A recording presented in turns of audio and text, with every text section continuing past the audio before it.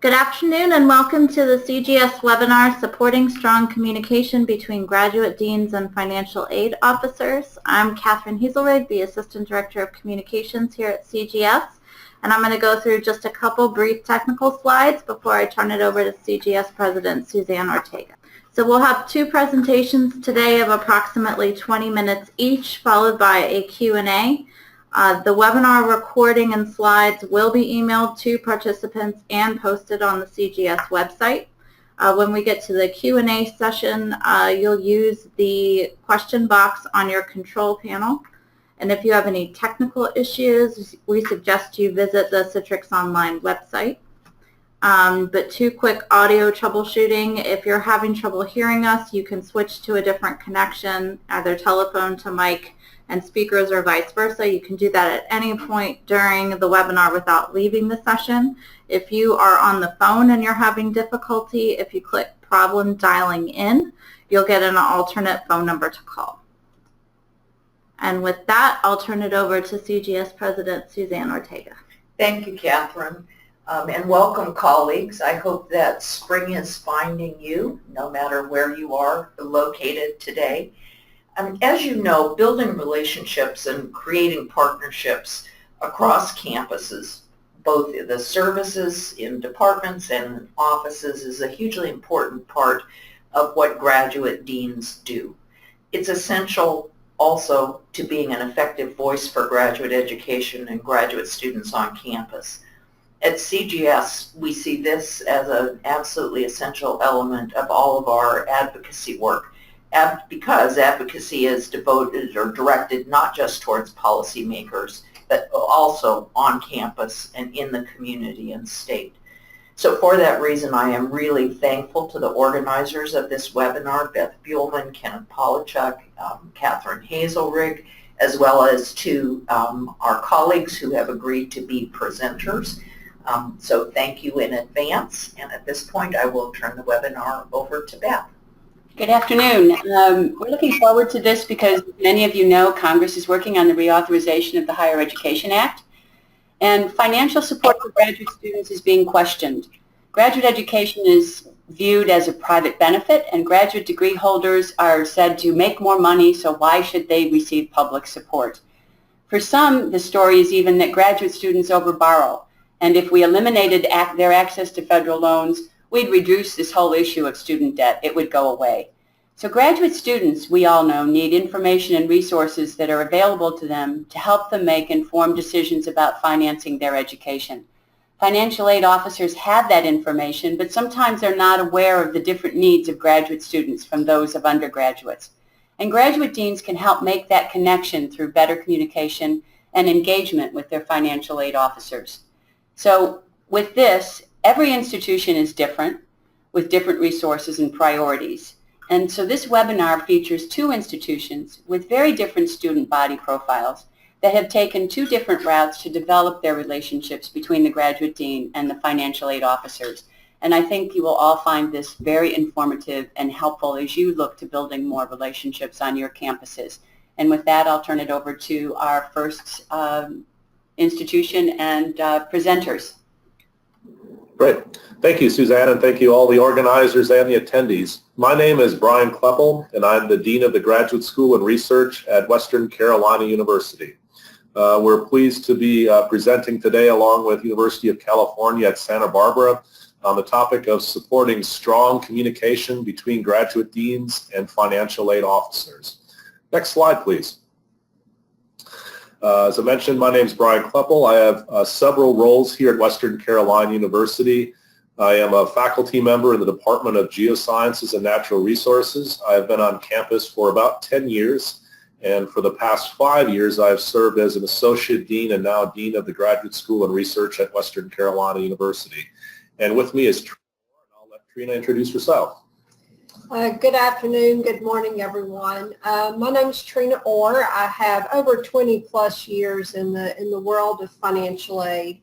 I have been at Western Carolina University for a while, and I have been in the director's role now for right at 10 years. So we have We have worked very hard at Western Carolina to strengthen and expand our communication lines, and it has been a great pleasure working to date with the graduate school. Next slide, please. A little bit about our institution. We are a public university at Western Carolina University. We are located in North Carolina, part of the 17-member University of North Carolina system. As you can hopefully see in the slide, we are in the far western part of the state. We are in the mountains of North Carolina. We are in a rural county, in a rural location. And if we could get the next slide, please. Something about our institution. So our enrollment is right at around 11,000 students here at Western Carolina. We have approximately 1,600 graduate students, or about 15% of our student body. Our graduate students are heavily skewed toward female. We have almost 70% of our graduate students are female versus about 30% male. Reasons for that is we have large graduate programs in our College of Health and Human Sciences and in our College of Education, which are fields that are oftentimes female dominated. We also have approximately 20% of our graduate student body is underrepresented. Also, as far as our regional affiliation or regional accreditation, we are part of the SACS COC review or accrediting body, and we just completed our review process in 2017. As you can see by the little note or piece, we received our reaffirmation in December of 2017. Our graduate school is combined or contains approximately 40 degree programs and certificate programs. It includes 3 doctoral degree programs and soon to be a 4th doctoral degree program, the PsyD program. So next slide, please. One of the first areas that financial aid in graduate school has collaborated with that we wanted to bring attention to is the number of graduate students that do receive financial aid. And at WCU, we have a little over 48% of our graduate students that have utilized some type of student loan in order to finance their education during the fall 2017 semester. The other data point to make is that we do some data sharing between our 2 offices just so that we can educate the larger university community as well, so that departmentally they would be able to know the number of students and the average amount of debt that their students are borrowing within their college and or department.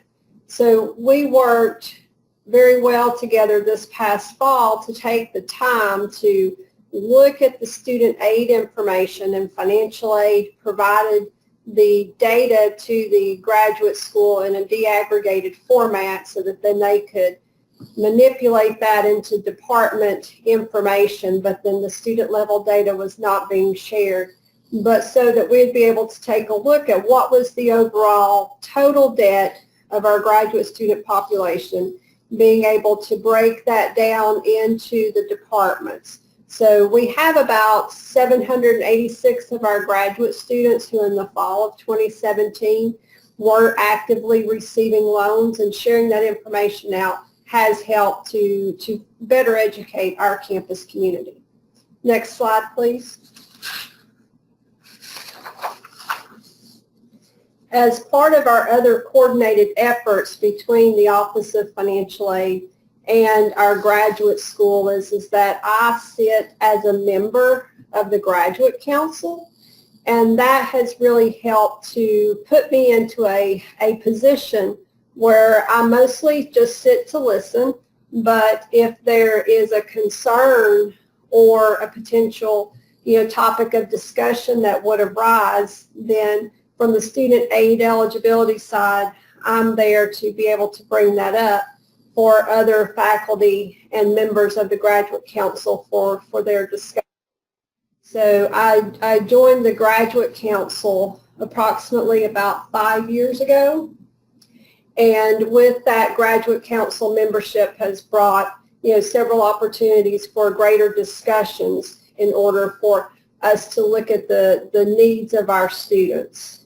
Along with that, it has brought access for student scholarship opportunities as we made moves to expand our application process and to streamline that application process for our graduate students in relation to scholarships. That coordinated effort between the two offices was noted so that graduate students, as they roll through the different application deadline dates and program admission time frames, that graduate students were not missing out on student scholarship opportunities to help finance their higher education.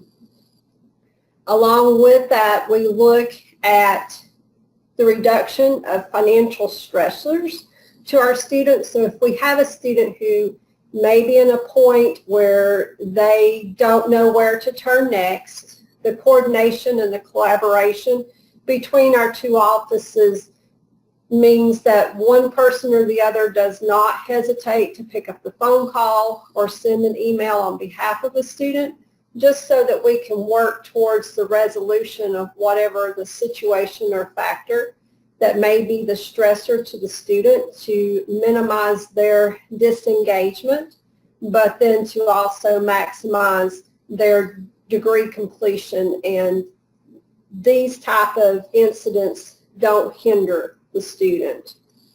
So we're also, between the two offices, we're very active members of a campus enrollment planning committee, and this allows both offices an opportunity to hear at the larger scale the enrollment goals, enrollment targets, planning opportunities, so that again decisions are not made in a vacuum.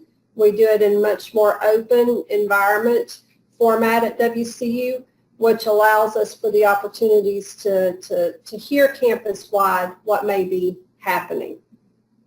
Also at WCU, we implemented and pursued the ABM programs for the accelerated bachelors. And to highlight a few of the other opportunities for collaboration at WCU, when we were researching the ability to be able to offer the accelerated bachelor's to master's programs, the graduate school reached out to me to ask preliminary questions on, is this possible? And if it's possible, then what is our best path forward? So taking that opportunity, it was an inclusion step from the graduate council's part to make sure that there would be no unintended consequences for the student as they ventured into these opportunities. So as a financial aid office, I reached out to our regional representatives, which are in Atlanta, Georgia, for where we're located in the Southeast, and had very detailed discussions with our federal student aid representative, talk through possible pitfalls or gotchas that could happen to the student to make sure that we knew how to maximize this opportunity for a student. Along with that, then, from asking and coordinating with the federal office, we took the opportunity between the two offices to meet with the departments that were looking to implement the ABM programs, taking the opportunity to have those discussions with them to make sure that they understood the decisions that they made in their department and college, what implications they may have back to the student eligibility side, such as when a student would complete their undergraduate program and then switch over to a graduate program, how they had to have a very sensitive light switch for that, so that we didn't inadvertently cut off grant eligibility to an undergraduate student. So we just took our time, but also had a very much coordinated effort to look at the training opportunities that was available to us, and also the support that both offices could give to each other. So when we looked at, like I said, maximizing the eligibility as an undergraduate student for when they begin their accelerated program, everyone was very open to stop and listen and take into consideration. So even as we shared it, amongst the graduate council and then onto the department levels. It was very well received. This concludes the presentation from Western Carolina University. Both Trina and myself would welcome any questions that people may have via email, and I know that we'll be transitioning over to our colleagues from the University of California at Santa Barbara, and I know there will be a question and answer session at the end, but you have our email addresses there in case you need to reach either of us individually. Thanks so much. Hi, thank you, Brian, for all of that information, and Trina. My name is Carol Giannetti. I'm the Dean of the Graduate Division at UC Santa Barbara, and I've been at Santa Barbara since I got my PhD in 1990, and I've just kind of worked my way up through the ranks and have been Dean now for 6 years. And I'll let my colleague, Mike Miller, introduce himself. Hello, everybody. My name is Mike Miller. I'm currently the Assistant Vice Chancellor for Enrollment Services. I've been at the beautiful UC Santa Barbara campus for about 16 years now, and I've served as the Financial Aid Director for 8 years, and about the last 2.5 years I've split time between my Assistant Vice Chancellor role and Financial Aid Director role. In addition to financial aid, my current portfolio includes undergraduate admissions, the Office of the Registrar, early academic outreach, and student affairs, grants, and development. So we do a lot of the fundraising for our student needs. So I'll turn it back over to Kara. Okay. So we are one of 10 University of California campuses. This is a public land-grant institution. We are an R1 university and a member of the American Association of Universities. If you look up at your screen, you'll see our basic demographic information. We have about 25,000 students. These are predominantly undergraduates, 89% undergraduate and only 11% graduate students. And part of that is because we have no professional schools, so we're sort of unusual in that regard. Among our graduate students, 81% are doctoral, 19% are masters, so we're primarily a doctoral granting institution. Next slide, please. So this just shows the basic administrative structure with regards to our two offices, and I just wanted to make the point that we're in different sort of branches of the campus administrative structure. So the graduate division is within academic affairs, and the Office of Financial Aid and Scholarships is within student affairs. I've also put on this slide another important office between us, which is the Student Information Systems and Technology Office, and I'll explain why that's important in a bit. So next slide, please. So when Mike and I were sitting down and talking about how we've been interacting over the past few years, we've decided that there were really 3 primary areas and that we could classify our interactions in this way. So I'll talk about data sharing, technology, and reporting, and then I'll turn it over to Mike, who will talk about student services and our work together on advocacy.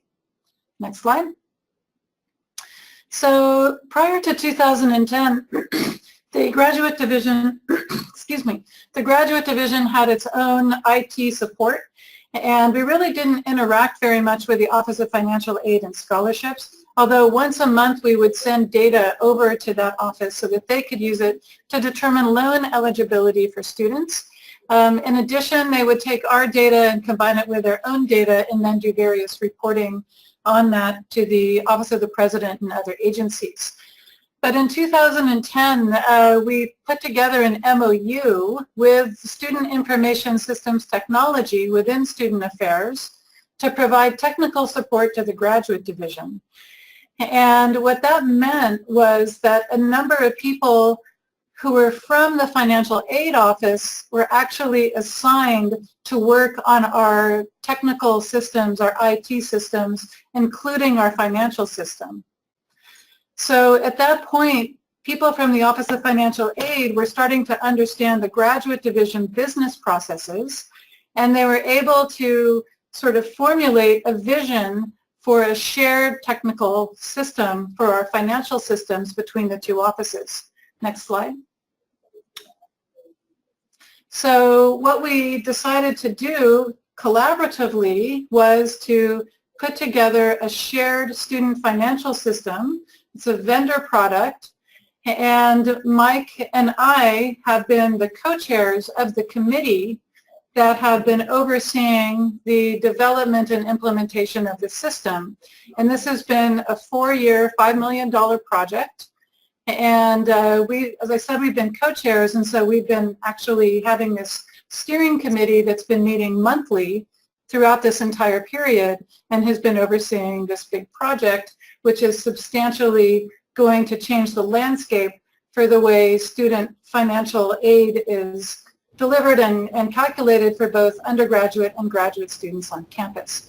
This has brought our staff very close together so that the financial aid staff and the financial staff in the graduate division work very closely together and will be closely collaborating moving forward because we need to be working within the same software system. So it's really been, I think, pivotal in bringing Mike and I into very regular, common conversations about the campus and the kind of financial well-being of our students. And I think that this project has really opened up a major avenue for dialogue that wasn't previously there. Okay, Mike, I'll turn it over to you. Okay, thanks, Carol. Next slide, please. Okay, so as Carol alluded to, we at UC Santa Barbara were working in silos for many years. And when Carol came into her position as the Dean of the Graduate Division, it really afforded us the opportunity to work on changing the culture and really start serving our campus as a whole rather than focusing on undergraduate issues versus graduate issues. And I was in a meeting, and it was a kind of a pivotal time in the history of our campus. I was in a meeting with a colleague, and we were trying to decide whether or not to include graduate students in a new program that we were rolling out. And she came up with the saying that she came up with was, "They are all our students," and that really resonated not only with me but with a number of key people across campus. And that's really how we've been approaching a lot of the challenges and issues that have come up over the last several years. And I'll touch on a number of those here in just a moment. Next slide, please.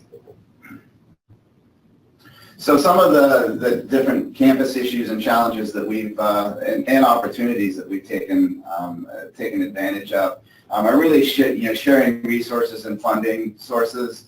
And I'm not going to have enough time to go into depth on all of these, but certainly during the Q&A session, I'd be happy to touch on some of the shared resources and funding. The next one is common development or fundraising efforts around things like natural disasters and financial emergencies. Unfortunately, at the University of California, Santa Barbara, over the last year, we've really been devastated by wildfires and then a massive mudslide, which has really created havoc for not only our students but also our faculty and our staff. But what we were able to do is really come up with common efforts that helped us address those needs of our students, regardless of what grade level or what category they were in. And we as part of that, we also developed something that we call the Financial Crisis Response Team. And it was really an effort that was meant to reach out to students who, or identify students who are having a financial crisis. And rather than hoping that they stumbled onto the right resource or the right office, we created a program where simply all the student has to do is send an email to the Financial Crisis Team. And we take a very high-level, holistic view of what the situation is. We have a team that meets every other Monday to review cases, and we've really found that it's been extremely helpful to streamline and simplify this process and help identify students that are having problems. And one of the things we found once we rolled this out is that we had just as many graduate students as undergraduate students that were encountering financial difficulties. So it's really helped galvanize the campus community around some of these support systems that we know students need. Another area that we've been able to collaborate effectively is with our health insurance premiums. In order to try and keep our health insurance premiums down for graduate students, our undergraduates actually subsidize a portion of that cost, which has allowed us to continue to attract some of the top level graduate students. And so that's been hugely beneficial, I think, as Carol can attest to. The yellow ribbon, again, that's one of those things I think that we're all probably pretty familiar with, so I won't go into too much detail. Basic needs, I think that this is something that is a hot topic across the country, but food and housing insecurity. And again, as we started to roll these programs out for undergraduates, that conversation about, hey, how does this also impact our graduate student population? A lot of our graduate students maybe have families or young children, and so we really had to kind of expand our view and expand the level of service and just the scope of programming that we offer here on our campus. And then lastly, the coordination of financial aid packages. Again, this was something that Carol alluded to, but that month-long gap that we were having with reporting graduate aid into the financial aid office, it wasn't conducive to being able to make adjustments to existing student loans, and so some of our graduate students were being billed back, weeks after they'd already received a piece of graduate aid. And so now with the coordination with our new ProSam system, and just with a closer bond between the two areas on our campus, we're able to essentially do this data exchange real time, and it's really helped the quality of service that we're able to provide our graduate students. And we've definitely heard we've heard positive feedback from not only the graduate divisions but graduate students themselves. Next slide, please. And then I wanted to touch also on some of the advocacy work that happens on our campus. Most recently, I think that we've all been impacted by proposed legislation around the federal tax bill, and then also, most recently, the Prosper Act. That continues to be a hot topic and an area of concern for all of us. I recently took a trip to Washington, D.C. to do some advocacy work on behalf of the University of California, and that's really when I started digging into the Prosper Act and learned of the momentum, I guess, depending on who you talk to, some of the momentum that it was picking up, and the impact that it would have on our entire student body, but especially on our graduate students. And so one of the very first things I did when I came back is Carol and I were in a meeting, and I made sure that she understood what was being proposed. And what I found out in that meeting is she was actually scheduled to attend also make a trip to Washington, D.C. And so we took that opportunity to make sure that she was armed with as much information as she could possibly use when she was talking to people in Washington, D.C. and making her trip to the Hill. So we make an effort to meet, to compare notes on the proposed legislation, and then we also make sure that we both have updated information that will help us make arguments one way or the other. We also do our best to try and educate students about proposed legislation and the real impact it could have if passed. Again, the Prosper Act is something that's at the forefront of our mind right now, because it just has it would have such a huge impact on the students that we serve. And then again, both Carol and I, make sure that we're making regular trips to Washington, D.C. and Sacramento. Also Oakland, which is where the Office of the President for the University of California resides. And we also promote outreach to elected officials. And I think if there's one thing that we've learned, especially around the federal tax bill, it's that our elected officials are listening to graduate students and college students in general. And so we really make sure that our students have the information or are armed with the information that they need to be able to reach out to these folks. That concludes my section here. Okay, so we are welcoming your questions now. You can type them in on the GoToWebinar dashboard, and I think we already have a question. Right. Mike, in particular, going back to something that you said, this individual says you adopted a philosophy that they are all our students. And could you talk more about what brought this philosophical change, how it occurred, and who was involved in it, and how was it communicated across your staff? Yeah, so that's a great question. The philosophy of they're all our students. We were in a meeting, and we actually it was a student affairs leadership meeting, and we had a long-time assistant vice chancellor who actually made the statement. And when she said it, I think we all just kind of, it was one of those aha moments, I think, for senior leadership across our division.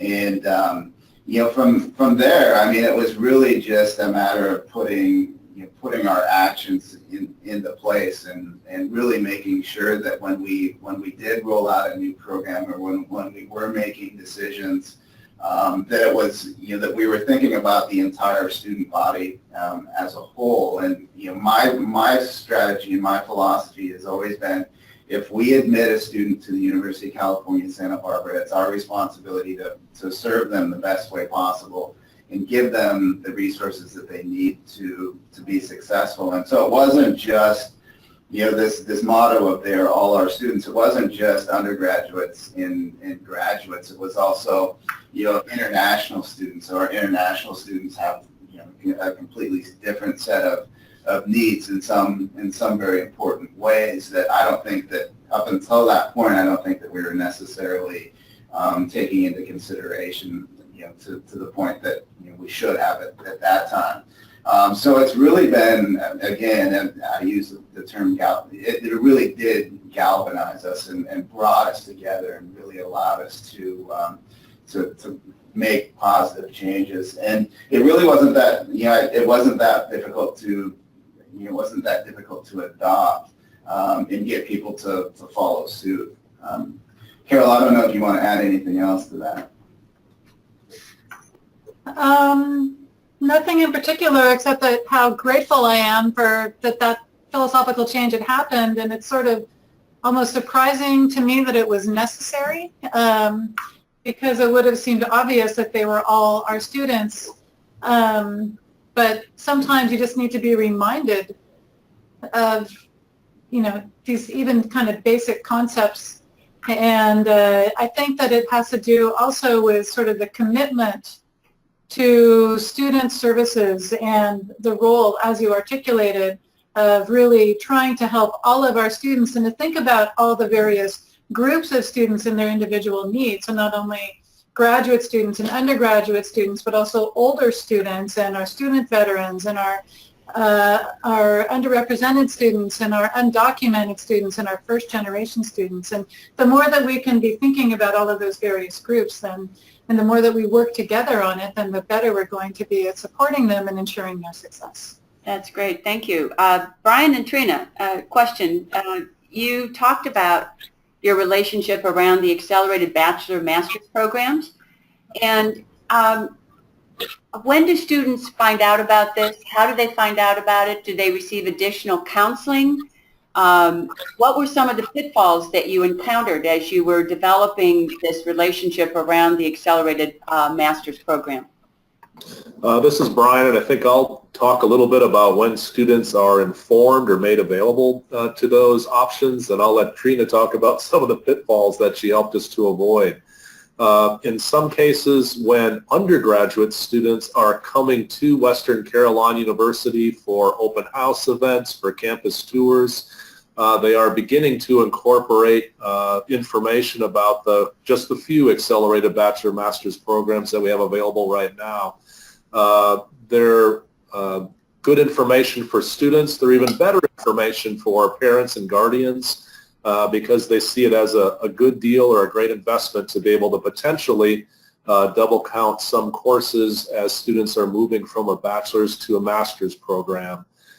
In particular, we have two programs available now, a Master's of Accounting and a Master's in Chemistry.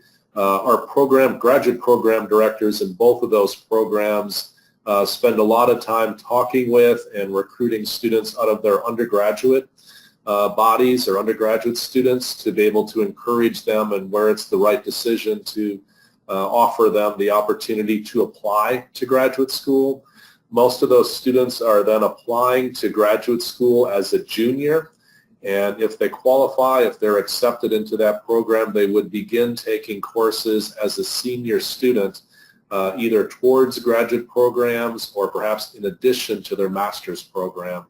And I'll let Trina jump in here since she was the one who really helped guide us through a lot of the student financial aid questions or challenges that we encountered along the way. Thank you, Brian. As we started to look into this type of transition program-wise and the opportunity that it presented for our students, as I'd said earlier, we took the time to make sure that we discussed this with our representatives out of our Atlanta office to make sure that we took into consideration institutionally anything that could impact student eligibility for financial aid. So we, at the graduate council level, and then also between financial aid and just graduate school, and then meetings with the departments, they were very quick to stop and listen to the fact that they needed to be very conscious of when they decided to change the student from an undergraduate student to that of a graduate student classification. For instance, that, when will you consider institutionally all of the undergraduate degree requirements to be complete? And basically from the standpoint of you did not want to negatively impact a student and their undergraduate eligibility, but at the same time being very aware of when the student has finished those undergraduate degree requirements. And basically it's because we have some state grant programs that work in conjunction with Pell eligible students. So we did not want them to lose grant eligibility as an undergrad student when they may still, be 6 hours or so away from completing their undergrad degree. We didn't want them to be switched to that point until all those undergrad requirements were complete. Thank you. Okay, we have a question here for UC Santa Barbara. How does the unionization of graduate students in the UC system affect collaborations between the graduate division and financial aid on such items as health insurance and eligibility for various forms of financial aid? Okay, well, maybe I'll jump in on that one. So we are in a unionized environment with respect to our teaching assistants and other instructional titles for our students. And so at the university level, there are collective bargaining agreements that have been formed with the United Auto Workers, who is the union that represents the graduate students. And these collective bargaining agreements regulate the salary levels of the students as well as their benefits in terms of what is paid on their behalf with their tuition remission and their health insurance.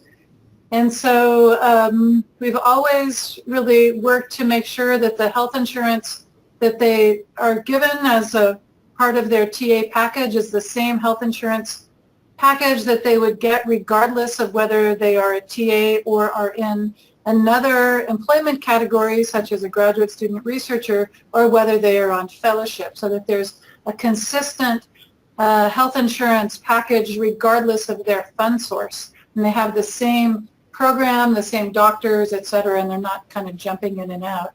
So financial aid doesn't actually do much around that because that's all something that's done at the system-wide level, and then we have this principle of this kind of parallel, this one student health insurance package, and it's the same one that's used for both undergraduate and graduate students. So actually, as Mike was saying earlier, this idea they are all our students has been so helpful for us because we have the same financial aid package, health insurance package for both levels of students, and that's something that this Office of Student Affairs has been very committed to. Even though many graduate students are older and so use health insurance disproportionately to undergraduates, nevertheless, they are all our students, and so they all go under the same package, and so it's the same cost for everybody. So financial aid has always been helpful in that kind of advocacy. Was there another part of the question that I didn't get to? No, I think that was it. Thank you. Mike, did you want to add anything, or? No, I think you touched on everything. I think it is important to point out that the primary role for the financial aid office around the graduate students is really around our federal loan programs. We also offer work study to our graduate students to the tune of usually about $500,000 a year, and then also the emergency funding that I touched on earlier. But aside from that, I think Carol touched on all the important points. Okay, great. Thank you. So we have another question. This one is for Brian and Trina. Could you please talk more about your approach to student financial stress resolution? I'll let you touch on that one. Usually if we have a student who is in a financial stress situation and they make outreach to a member of our staff in financial aid or in the graduate school, and even that has run through to departments. We have a culture at WCU that's just a very open, student-oriented culture, that if someone's aware of a stressor for a student, they will reach out to whatever department that they feel can best assist the student most. And as Brian and I was talking a little bit offline earlier, it's not uncommon that if they was to learn of a student in the graduate school that had a concern about their financial aid and they were aware of it, that, just to shoot an email over to say, this is the situation around said student, and is there any options that you may be able to offer as consideration for possible pathways to resolution for the student.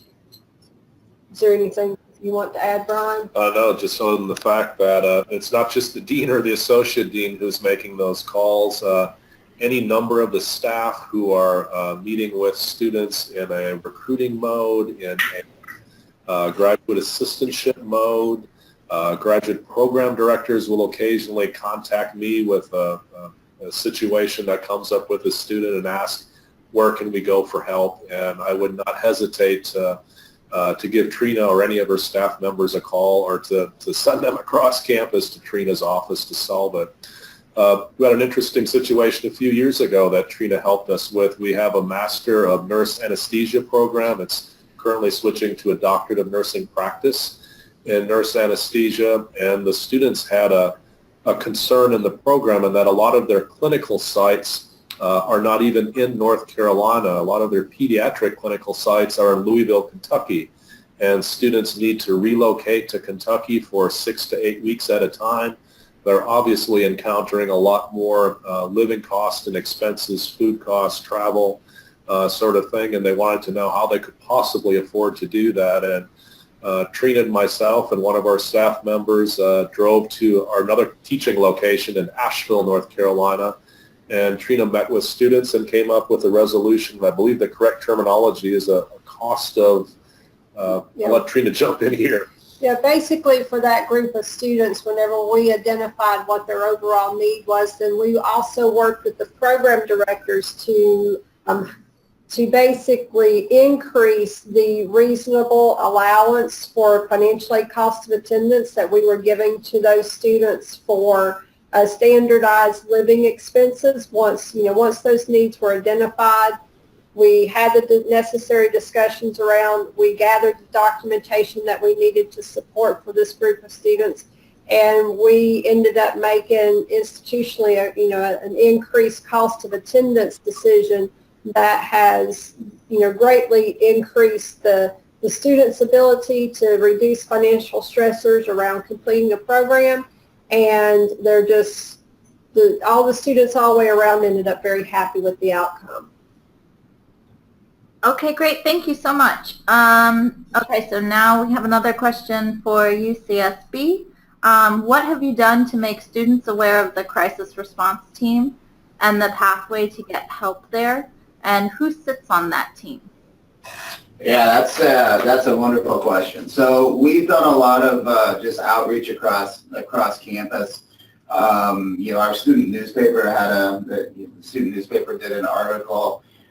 Really, when we started the program, we weren't exactly sure what the overall response was going to be, and so we started it last fall and did a soft rollout. And so essentially, the people that were sitting on the committee went back to their departments and just said, if a student self-identifies, or if in the course of your conversation you identify a student that is having a financial crisis, then go ahead and have them send an email and complete this very short application.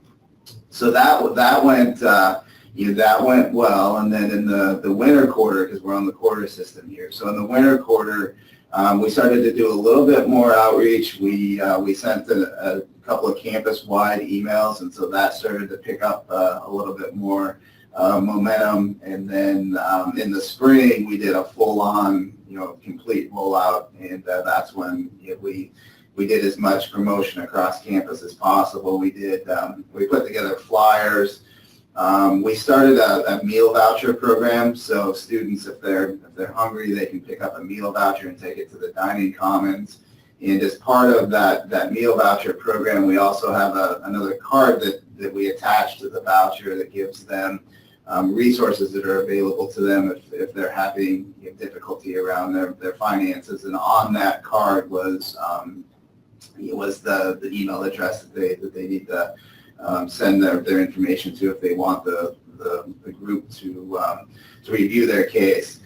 In terms of who is on the committee itself, it's actually it's a pretty big committee. We have about 20 members on there. So we have people from the financial aid office, our student mental health areas, our billing, student billing. The graduate division has a representative. We have some faculty representation, academic advising. We have so it's definitely a very diverse group. We really tried to touch on as many different areas as we could across campus. And we have about 50 different locations right now that are handing out those meal vouchers that I was talking about. And that's really been a great pipeline for us to have these difficult conversations with students. So they come to us and they say, I'm hungry, or I had to skip a meal. Then we have an immediate short-term solution, but it also opens up the opportunity for us to have a more robust conversation about what's really going on. And so it's been very, very successful. We have definitely saved students from having to drop out or stop out. And it's, I think we all see this nationally, and how small a dollar amount can really derail a student, whether it's a $200 laptop fix, or something, an unpaid medical bill. It's amazing what can derail a student and create an obstacle for them. And so it's really been a great program for us. So I'll just add that one of the people who from the graduate division who's on that committee is someone who's in the position, relatively new position here, called an academic counselor, who really works with students who are having academic troubles or other kinds of troubles, including financial difficulties. And so he meets with students regularly and often finds out people who might have need of the financial crisis team, and so he can refer them.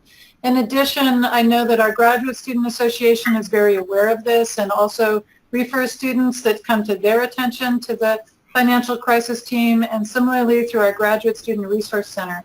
So, and actually also our kind of diversity team.